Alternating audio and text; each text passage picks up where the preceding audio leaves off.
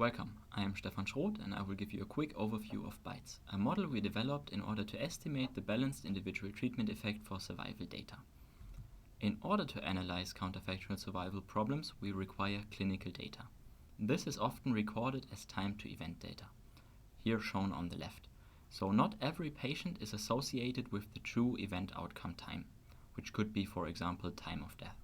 For some patients, we only know the time to last follow-up, which could be several days or several years before the event actually appears. So what we do is we use a deep adaptation of the Cox proportional hazards model, given here, where we replace the linear predictor with a deep neural network in order to estimate the hazard rate and get an ordering of patients.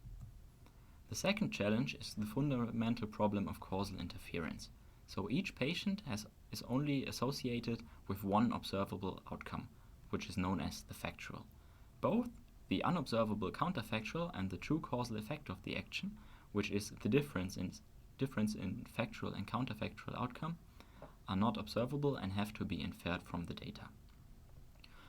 Observational studies, however, do not administer the treatment randomly, which creates imbalances between the treated and untreated population, which we have to correct for. In order for the treatment effect to be identifiable, we make the strong ignorability assumption, which includes unconfoundedness, which means that each covariate is only dependent for the outcome or for the treatment. So confounders are non-present in our data. And we require overlap, which guarantees a non-zero probability for each set of covariates to be administered the treatment or not. And we correct for unconfounded dissimilarities between the generating distributions using integral probability metrics, trying to match the distribution to make it appear such that the data was generated by a randomized trial. Now that we have established the problem, we can look at the BITES architecture. So we take covariates X and compress them into a latent representation phi, which we then regularize by the integral probability metric. To be precise, we use a Sinkhorn divergence loss.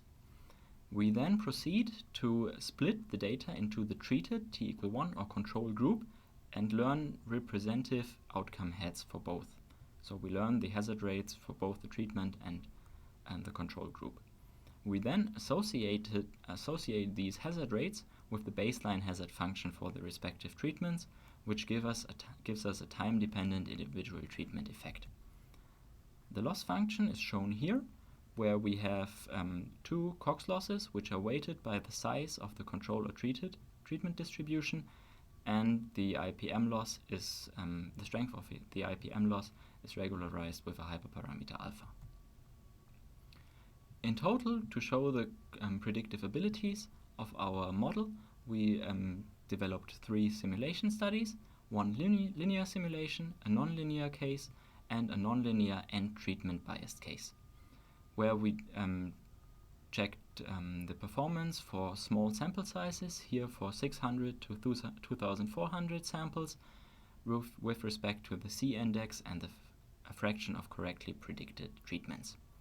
And we can see that especially for the nonlinear settings, the 2 on the right, that BITES outperforms the conditions starting from 1200 samples. Finally, we look at a real-world application where we used BITES to optimize the treatment decision for adjuvant hormonal therapy.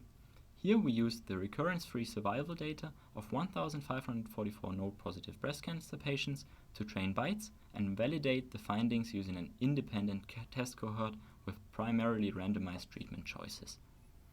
The plot on the left shows that stratifying the test cohort with respect to the BITES recommendations, here shown by the green lines, actually shows a higher group survival than stratifying the treatment group, which is shown by the blue line. Further, we can increase the discrepancy between the recommendation and anti-recommendation group while only recommending the treatment for 83.4% of the population, which is less than recommended for everyone. Further, we made a SHAP analysis for the respective outcome heads, as shown on the right. Here, positive SHAP values correspond to a decrease in survival chances, and the color of the plot indicates the covariate value. Blue for small values and red for large values. We can look at the number of positive lymph nodes for a consistency check. And here we see that the higher the number of lymph nodes, red points, the larger the negative impact on the survival, which is in line with what one would expect. We observed an increased risk of death and reoccurrence in postmenopausal breast cancer patients that had not received adjuvant hormonal therapy, which is in line with a recent study by Lee et al.